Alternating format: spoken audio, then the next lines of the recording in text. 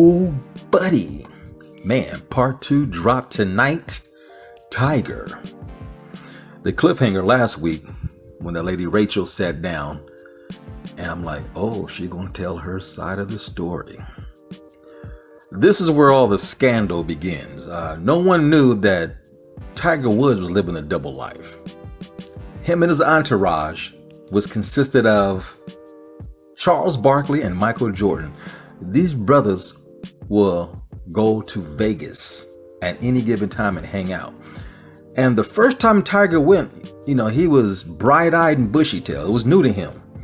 They would get escorts sent up to their rooms, and they'd be jumping up and down on women. Michael Jordan, Charles Barkley, and Tiger got his first taste of that ass. Particularly white, blonde, blue-eye ass. And the dude kept going back and forth to Vegas. It was a drug addiction. When you have turmoil and pain in your life and loss, sex is a release. And that can also be an addiction. Now, by this time, his wife and him had their first child, Sam, the daughter, and later on they had a little boy. And my man was caught up. He was going to nightclubs out in New York. That's when he met Rachel, the one that pretty much destroyed everything. The famous story is right before Thanksgiving, his wife picks up his phone and calls her, and Rachel answers, and she says, "Oh, hey, babe." She goes, "No, it's not babe, motherfucker. This is his wife." The scandal broke out. It was headlines everywhere. Then Thanksgiving comes, and the day after Thanksgiving, I'll never forget this. Tiger Woods was in a car crash. He ran into a tree, and his wife had to get a golf club and bust him out through the window to save his life as he lay unconscious, back and forth, in and out of conscious on the ground until the police got there in the ambulance.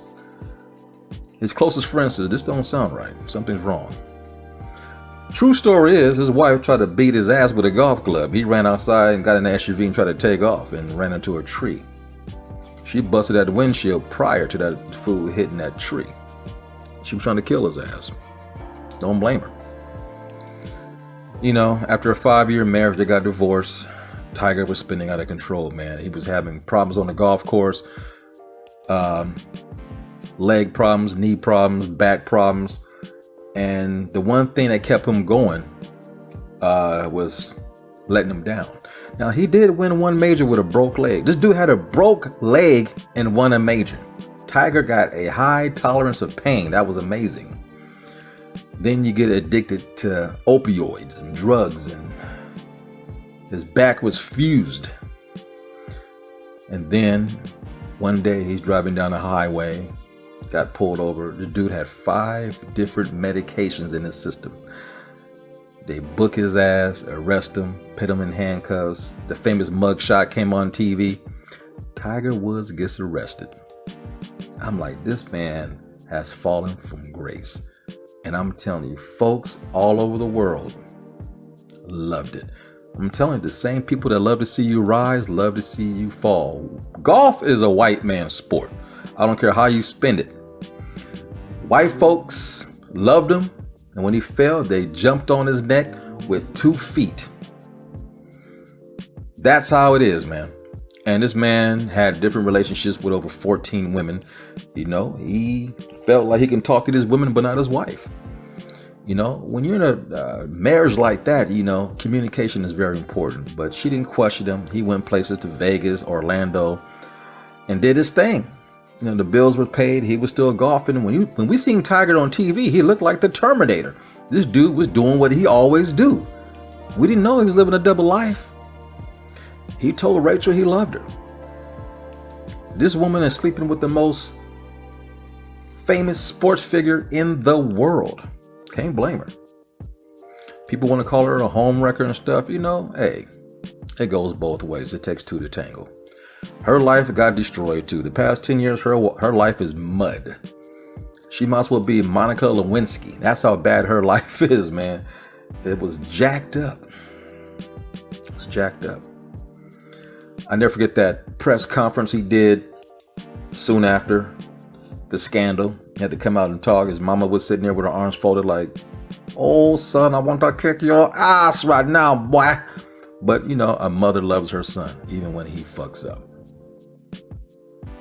But this is all about the rise, the fall, and the return. Tiger ain't won a major in about 11 years, man. You know, he was getting his life back together. He had to go to rehab. Not just for his body, but rehab for being hooked on drugs. Like Michael Jackson, like Prince, and other people, their childhoods were taken from them. He never had a normal childhood. His father was building the best golfer in the world since he was 2. He was going to be the Terminator of golf. Tiger was focused on that golf course, man. He didn't talk. If he did, it wasn't good words. He was like Michael Jordan. He'd be spitting venom at you. Tiger was no effing joke. He didn't know how to joke. He didn't know how to have fun since his high school days, man. He was programmed. When his dad died, he was lost. He was looking for something to fill that void. This dude was hanging out with Navy SEALs doing training exercises, told his caddy, you know what, I think I'm gonna give up golf and join the Navy. Motherfucker, are you crazy? Tiger was lost. And doing all that jumping in and out of airplanes and shit, tore his knees up.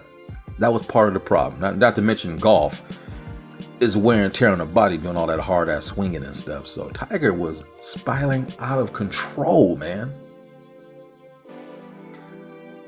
I remember him golfing wearing white, black, all these different colors, green. I'm like, no, that ain't the Tiger I know. The Tiger I know wore that red shirt, that black hat, and them black pants. That's the Terminator.